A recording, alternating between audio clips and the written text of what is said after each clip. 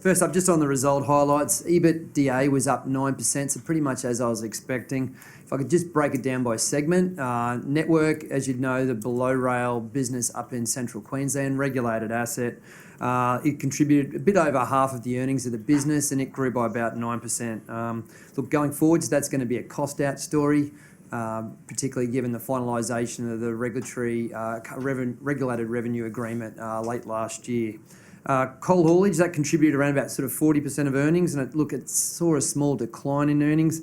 The bit that sort of was a little bit, not disturbing, but a little bit disappointing was for the first time management have said that they're expecting effectively limited above rail revenue growth from coal over the next 3 years. So even though there's volume increases coming through, even though there's contracted price escalations coming through, they've said that their recontracting that they've done over the last 2 to 3 years will see contracted prices actually decline.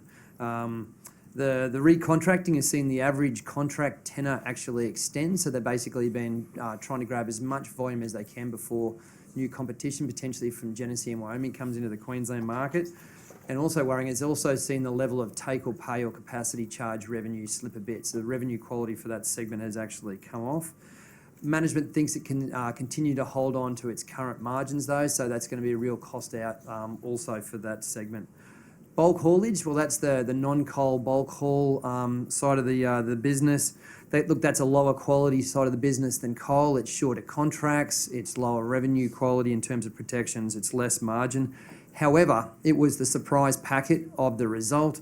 Its earnings increased over 200%, albeit off a low base, and management thinks that it can sustain those earnings going forwards, and there's a reasonable profit pool it can actually chase. So bulk's growth there will help to mitigate some of that sort of weakness in earnings growth coming through from the coal business. In terms of guidance, look, even with lower coal volumes, so they've chopped their coal guidance for this year by 10 million tonnes. Even with that, they've kept their guidance unchanged, so there's a tick there. Adjustments we've made to our forecast across time, it's sort of like a little bit on the downside, -1% up to a 4% increases on some years. So we're continuing to assume a pretty low revenue growth, cost out story for this business, ending up being a relatively low earnings growth outlook. Our valuation falls 7 cents to $5.71, so undermining valuation multiples popping out of that DCF, valuation support, 4% upside to where the current share price is. This remains a capital management story, so once again they declared 100% of their earnings being paid out as a dividend.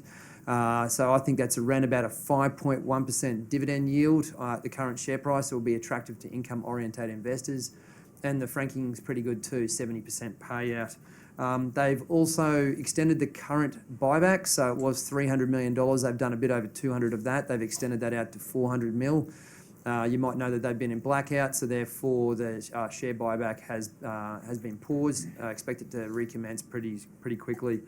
Also remember there's another $1.2 billion of capital that they're going to feed into the buyback over time, just because there's limited growth opportunities for the business.